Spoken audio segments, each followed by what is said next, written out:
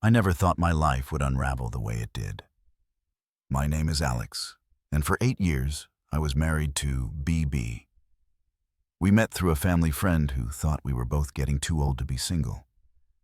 He arranged a meeting, and surprisingly, it clicked. I was cautious, always on the lookout for red flags, anything that might signal trouble down the line. But BB seemed perfect in every way except one, which I would discover far too late.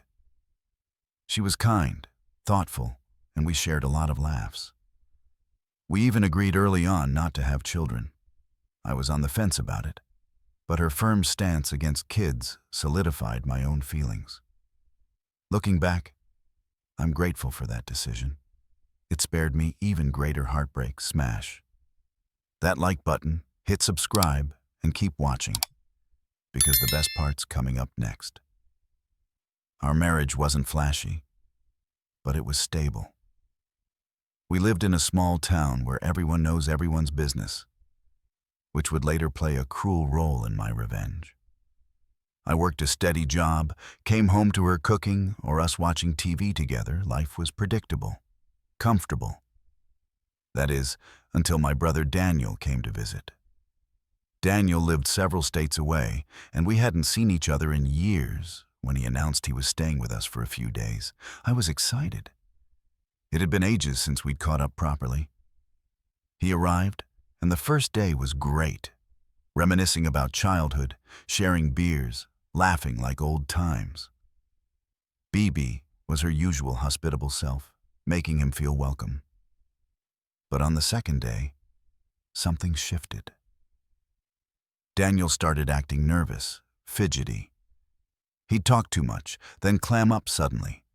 I asked him repeatedly what was wrong, but he brushed it off, saying he was just tired from the trip. Then I noticed BB behaving oddly too. She'd avoid eye contact with me, snap at small things, or retreat to another room without explanation. My stomach twisted. The worst-case scenario crept into my mind. Something intimate between them. But I pushed it away. How could that happen under my roof? They knew each other well from previous visits. There was no new spark excuse I tried to rationalize. Maybe they had an argument, or Daniel confided something upsetting in her. Anything but betrayal. Desperate for answers, I confronted Daniel privately. I bluffed, acting like I already knew something. BB's been acting weird just like you. I talked to her. Now tell me your side.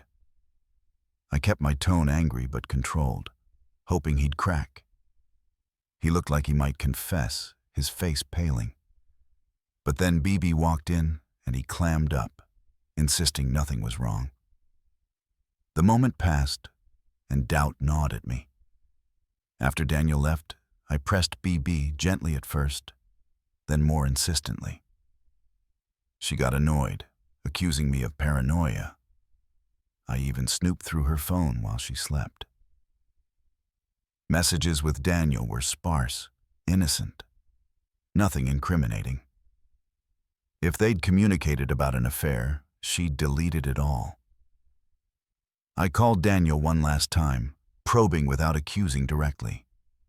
He stonewalled. Without proof, what could I do? Accusing them based on weird vibes felt insane. People act strange for countless reasons. Reluctantly, I let it go, burying the suspicion deep. Months later, we attended a close relative's wedding out of state. Daniel was there, as was my dad. My mom passed when I was young, leaving Dad single ever since. He's an older version of me, fit, handsome for his age, always taking care of himself. Many family members stayed at the same hotel, turning it into a mini reunion. The wedding was lively. I danced, drank, enjoyed myself. BB said she was tired and headed to our room early. I stayed out late, stumbling back to find her asleep. The next morning, she claimed a hangover and stayed in bed. I went for breakfast and ran into Dad. He looked serious. "We need to talk. It's important." We finished eating in silence, then took a walk. Without preamble, he spilled it. BB had knocked on his door after leaving the wedding. They had a casual relationship, joking around at family gatherings. So he let her in, thinking she needed to talk. It started innocently, catching up, but she got flirty, touchy. Dad assumed alcohol and rejected her politely. Then she lunged for a kiss, grabbing at him. He pushed her away roughly. "Do you think I'm drunk?" "I know what I'm doing," she insisted. She dropped her gown's shoulders, exposing herself.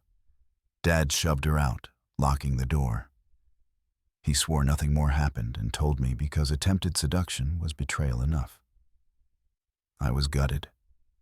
My suspicion about Daniel resurfaced, now amplified. If she'd try this with Dad, the man I trust most, what else had she done? Dad comforted me as best he could, but the pain was visceral. How do you process your wife targeting your family like that? I needed confirmation about Daniel. Even if it was just an attempt with him, divorce was inevitable, but I had to know. I confided in Dad about my earlier suspicions. He was horrified, offering to help. Daniel wouldn't suspect Dad's snooping. Dad borrowed Daniel's phone on a pretext, his own was charging, and checked the chats with BB. He screenshot everything, sent them to me from Daniel's phone, then deleted the evidence. The messages confirmed my nightmare. BB initiated.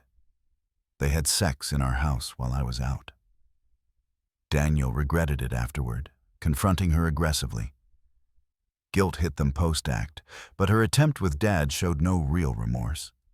Devastated doesn't cover it. 8 years wasted on a liar. I thanked Dad, then stormed to Daniel's room. As he packed, rage boiled over. I sucker punched him. He crumpled, lip bleeding, shocked but silent. I grabbed his collar, fist ready for more, but stopped. "You're dead to me." As I left, he muttered sorry. I ignored him. Back home, BB was uneasy, probably tipped off by Daniel. She asked if I was okay. I smiled falsely. Why wouldn't I be? I savored her anxiety, planning divorce papers first. No rush. I wanted her stewing, wondering if I'd snap or forgive. The confrontation came on a Saturday. A knock, process server with papers. BB answered, confused. In the living room, I erupted. "I want a divorce. You're done." She played dumb. "Why?" I snapped. "You stupid hoe. You know why." No regrets. I was furious. She ruined us in the worst way. I hated her more than Daniel. Tears came. I laughed. "Where were those when you fucked him?" She tried explaining. I shut her down. Nothing could fix this. Then I dropped the bomb about Dad. Her face crumpled. She thought that secret safe. I unloaded every insult, yelling loud enough for neighbors. "Why? Why my family?" She sobbed silently. I gave her 20 minutes to pack and leave. She dragged it first, but when I hurled clothes into a suitcase, she hurried out in 15.